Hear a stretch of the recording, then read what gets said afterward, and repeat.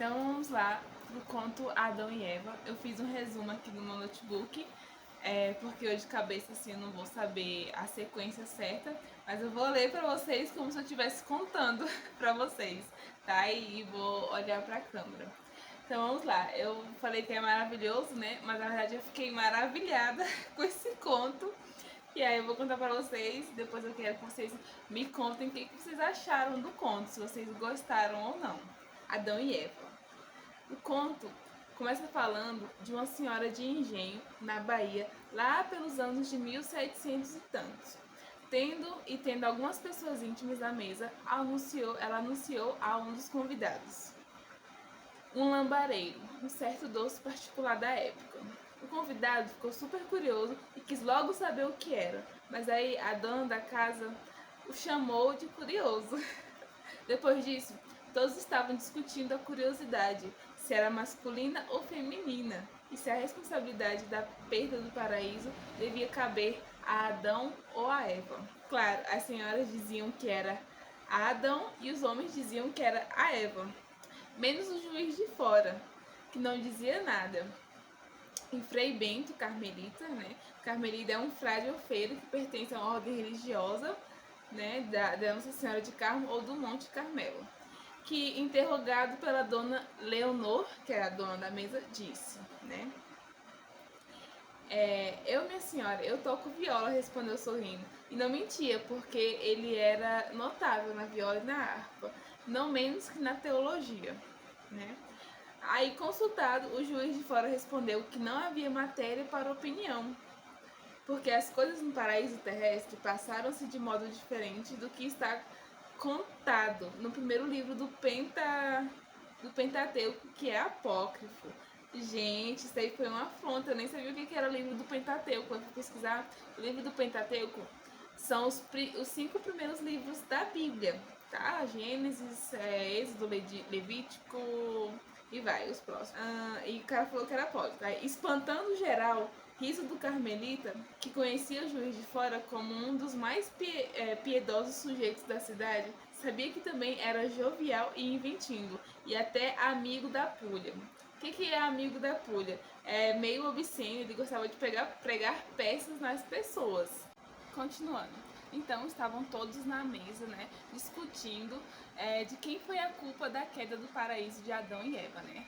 Os homens estavam colocando a culpa na Eva e as mulheres estavam colocando a culpa no Adão. E aí o juiz de fora foi interrogado pela dona Leonor da mesa, né? E ele falou que não havia matéria para opinião. Como lá tinha um frei, Carmelo, né, que era uma pessoa religiosa, também não queria se meter no assunto, né? Ele tirou o dele da reta, falou assim: eu minha senhora, eu toco viola. Respondeu sorrindo, né, que não queria ter nada a ver. Mas aí, quando o juiz de fora começou a falar, disse que os 5 primeiros livros da Bíblia era apócrifo e todo mundo ficou espantado com o que ele disse, né? E aí, como o carmelita, que era o religioso, conhecia ele, disse que ele era um amigo da pulha, que era uma pessoa que gostava de pregar peça nas pessoas, né? Aí ainda falou assim: uma vez que fosse crucial e delicada, nas coisas graves era gravíssimo. Aí a dona Leonor pediu pro Frei Bento calar o senhor Veloso, que era o juiz de fora. E o Bento disse que não vai fazê-lo calar, porque sabia que da boca dele iria sair coisa com boa significação. Aí o outro cara começa a falar, né, a dar o parecer dele do porquê que ele acha aquilo.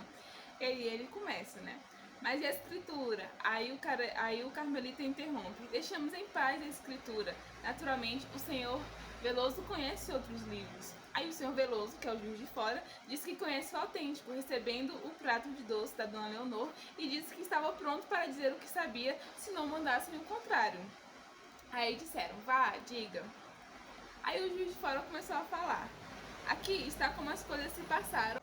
E começou a contar que não foi Deus quem criou a terra, e sim o diabo quem criou o mundo, né? Aí todo mundo: cruz, credo, exclamaram as senhoras, né? Não diga esse nome, pediu a dona Leonor. Bento ia intervir dizendo: parece que... Aí o senhor Veloso continuou: seja tinhoso então, foi ele quem criou o mundo. Mas Deus que lhe deu o pensamento e deixou-lhes as mãos livres, cuidando somente de corrigir e atenuar a obra, a fim de que o próprio mal não ficasse a desesperança da salvação ou do benefício. Aí começou dizendo que o Tinhoso criou as trevas e Deus a luz. Deus criou as águas e ele as tempestades e os furacões.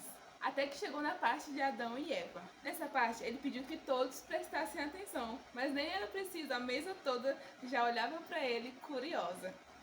Aí ele conta a história que todos nós já sabemos, né? Que Deus colocou Adão e Eva no jardim do Éden, mas assim que Deus termina de dar as ordens, eles ficam sós.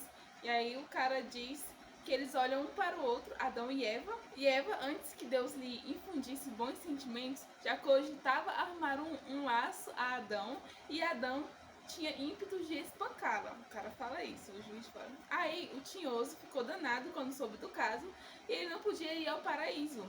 Mas aí teve a ideia de convidar a serpente para fazer o serviço de convencer a Eva a comer o fruto proibido. Só que aí a serpente vai lá na árvore e tenta convencer a Eva a comer do fruto, mas ela resiste à tentação e não come. Aí Adão chega e ouve ela conversando com a serpente e será que vocês acham que acontece? Comentem aí. Será que ele vai e convence a Eva a comer? Não. O Adão vai e confirma a resposta da Eva. E aí eles deram as mãos um ao outro e deixaram a serpente lá sozinha na árvore. Aí, tendo acabado de falar, o juiz de fora estendeu o prato à dona Leonor para que lhe desse mais doce, enquanto os outros convidados olhavam uns para os outros embasbacados, tipo assim... Em vez da explicação, ouviram uma narração enigmática, ou pelo menos um sentido aparente. Dona Leonor foi a primeira que falou. Bem, Frei Bento dizia que o Veloso estava tirando o sarro da gente. Não foi isso que lhe pedimos, e nada disso aconteceu, não foi, Frei Bento? Falou isso. Aí ele respondeu, já ele vai saber sorrindo. Aí o juiz de fora, levando uma colher de doce à boca, disse, pensando bem, creio que nada disso aconteceu. Mas também, Dona Leonor, se tivesse acontecido, não estaríamos aqui saboreando este doce. Acabou o conto.